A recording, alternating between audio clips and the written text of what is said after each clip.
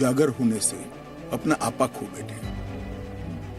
उनको मालूम नहीं है कि ये सारे लोग आ चुके हैं, आज भारत में ही रह रहे हैं, सिर्फ इनको अधिकार नहीं मिला है, वो अधिकार देने की बात है। पूरे तीनों देशों के अंदर अब मैसेज ये है कि भारत सरकार अब जो है इन तीनों देशों के घुसपैठियों को लीगल करने जा रही है। तो ये 2014, आज आप 2014 वालों की बात कर रहे हो, कल आप 2019 के पहले वालों की बात करोगे, फिर ये डेट एक्सटेंड करके 2024 कर दोगे, क्योंकि घुसपैठिए तो सीए का कानून अभी चर्चा पर है। एक, इसमें एनआरसी का कोई प्रोविजन नहीं। दो, इसमें किसी की नागरिकता छीनने का कोई प्रोविजन नहीं। तीन, दोनों को मिक्सअप कर आप क्या लेना चाहते हो? अभी सिर्फ सीए चर्चा में है। दोस्तों, मेरे साथ ताल ठोक के के शर्मा, भारतीय जनता पार्टी के national spokesperson, Riju Dutta, Trinamool Congress के senior national spokesperson, Gyanendra Bharadwaj, Aam Aadmi Party के senior national spokesperson, Mahant Naval Kishore Das मेरे साथ जुड़ रहे हैं, और मोहम्मद अतीक जुड़ रहे हैं जो लीडर है मुस्लिम लीग के। आपके पास आने वाला हूं, पर मेरे साथ इस वक्त अंजलि जुड़ चुकी हैं, और अंजलि मजनू के टीले से जुड़ी है जहां पाकिस्तान हिंदू रेफ्यूजीज है। और मैं चाहता हूं मेरा पैनल एक बार उनको देखे, उनके दर्द को समझे। जो लोग हैं पाकिस्तान से आए हिंदू शरणार्थी हैं, कई सालों से यहाँ इस रेफ्यूजी कैंप में रह रहे हैं, और हर उम्र वर्ग के लोग आपको हमारे साथ दिखेंगे। महिलाएं भी हैं, बुजुर्ग भी हैं, जिन्होंने एक लंबी अवधि वहाँ काटी है। और सबसे पहले हम नानकी इनसे बात करते हैं। जिस दिन रात में यहाँ पर सेलिब्रेशन हो रहा था तब भी यहाँ पर थी, आज आप वहाँ विरोध प्रदर्शन में भी गई थी नानकी। जो बात कही गई दिल्ली के मुख्यमंत्री की ओर से या ममता बनर्जी की ओर से कि आप लोगों को नागरिकता क्यों दी जानी चाहिए, क्या मन में भाव उठता है जब आप ये बातें सुनती हैं? तो देखो, हमने किसी का बुरा नहीं सोचा है, मन में तो भावना उठती हैं, कहते हैं हमने इसका क्या बुरा सोचा है। तो केजरीवाल हमारे नज़दीकी है, हमें नागरिकता मिल रही, उनको खुश होनी चाहिए। कभी केजरीवाल से हमने भला बुरा नहीं कहा है, जब उनके नज़दीकी हैं तो पता लेने कभी नहीं आया। जब हमें खुशी आई तो बीच में अभी वो आ रहा है। हम केजरीवाल से ये कहते हैं कि हमारे बीच में टांग मत अड़ा, जो भी सीए बिल पास हुआ है उनको अच्छी तरह से निभाने दे, और हमारी जो हमारी ज़िंदगी भर की कमाई है, ज़िंदगी भर की तपस्या है, वो मिल रही है हमको।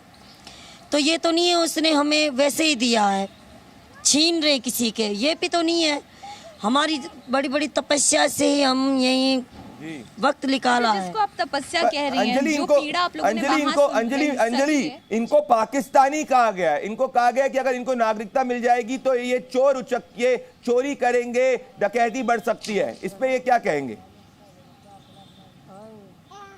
देखिए, बिल्कुल हम यही बात करते हैं कि जो कहा गया कि आप, ये बयान आया कि आप लोग को पाकिस्तानी कहा गया कि चोरी बढ़ेगी, भ्रष्टाचार बढ़ेगा, आप लोग नागरिकता जो है यहाँ पर तमाम लोगों को अगर दी जाती है तो व्यवस्था जो है खराब होगी देश में। क्या कहना है इस पर? देख, हम 12-13 साल हो रहा हमें, केजरीवाल ने ऐसी हमारी चोरी क्या पकड़ी है?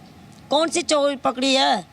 केजरीवाल ने कौन से हमें चोरी से जेल से छुटकारा दिया है?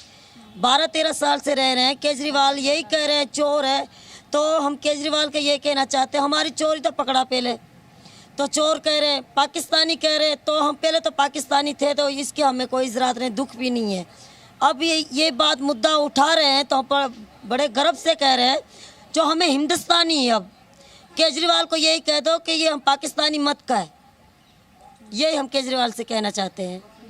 जी पंजूराम जी, आप लोग आज विरोध प्रदर्शन में गए, तो आप सुन रहे होंगे प्रदीप जी की कैसे मतलब पाकिस्तानी कहना या फिर चोर उचक्का कहना मन में जो एक आप कह सकते हैं रोष कह लें या दुख की भावना, वो जरूर यहाँ पर लोगों में दिखाई देती है। बिल्कुल अंजलि, और मैं चाहता हूँ कि जिस तरीके से आपने ग्राउंड से रिपोर्ट करी, और इसी से मैं इस ताल ठोक के को शुरू करना चाहता हूँ और आज के डिबेट को शुरू करना चाहता हूँ। ज्ञानेंद्र भारद्वाज और आपके पास आना चाहता हूँ, के शर्मा और रिजू दत्ता, आपसे डिबेट को शुरू करना चाहता हूँ। उसके बाद में मोहम्मद अतीक आपके पास में और महंत नवल किशोर जी के पास आऊंगा। ज्ञानेंद्र भारद्वाज जी, मुझे बता दीजिए कि मैं समझ नहीं पा रहा हूं कि आप लोग इस वक्त इस पे भ्रम क्यों फैलाने की कोशिश, गणेंद्र भारद्वाज जी, इसको आप इस पे भ्रम क्यों फैलाने की कोशिश कर रहे हैं? मैं बता रहा हूं भ्रम क्यों है। भ्रम नंबर 1 ये है कि कोई बाहर से नए लोग नहीं आ रहे, जो आप कह रहे हैं कि बहुत सारे लोग बाहर से आ जाएंगे, हजारों लाखों लोग आ जाएंगे, कोई नहीं आ रहा। 31 दिसंबर 2014 के पहले जो देश के अंदर है वही जो है उन्हीं को सिटीजनशिप दी जाएगी, और ये हमारा ऐतिहासिक रूप से हमारा सिविलाइजेशनल कमिटमेंट रहा है। तो इस पर झूठ क्यों फैला रहे हैं आप? गणेंद्र भारद्वाज जो के शर्मा को दिखाएं मेरे साथ में।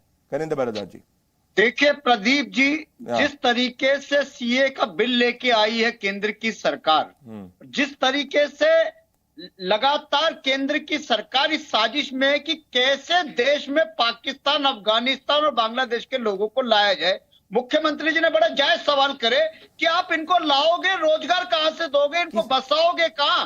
जो देश में हमारे नौजवान है जो डिग्रियां ले लेके गणेंद्र भारद्वाज जी, किसी को लाया नहीं जा रहा। गणेंद्र भारद्वाज जी, एक सेकंड छोटा सा, मैं आपको रोक रहा हूं, मैं कह रहा हूं किसी को लाया नहीं जा रहा। जो ऑलरेडी, सुनिए मेरी बात, मैं आपको, आप ही बोलेंगे, मैं पर आपको एक मिनट, आपको ही मैं आ रहा हूं, आपके पास ही आ रहा हूं, मैं आपके पास ही आ रहा हूं, पर मैं कह रहा हूं फैक्चुअली आपको बोल रहा हूं। आप कह रहे हैं अफगानिस्तान, पाकिस्तान, बांग्लादेश से लाया जाएगा, मैं कह रहा हूं किसी को लाया नहीं जा रहा है। ये बिल कह रहा है 31 दिसंबर 2014 के पहले जो हिंदुस्तान के अंदर ऑलरेडी है, जो धार्मिक रूप से शरणार्थी है, उनको सिटीजनशिप दी जाएगी। तो कोई आ नहीं रहा है, ऐसा नहीं हो रहा कि बॉर्डर खुल जाएंगे, आओ आपस में गले मिलो और आ जाओ, ऐसा कुछ हो नहीं रहा है। ये मैं आपसे कह रहा हूं। बोलिए प्रदीप जी, अब सुन लीजिए 60 सेकंड आराम से। बोलिए कि जो सिटीजन अमेंडमेंट एक्ट है, जो सीए है, अगर वो ये कह रहा है कि जो भी भारत के अंदर पाकिस्तान, अफगानिस्तान और बांग्लादेश से माइनॉरिटीज आएंगे उनको सिटीजनशिप दी जाएगी। अभी डेट इन्होंने बोली है कि 31 दिसंबर 2014 तक वालों को देंगे,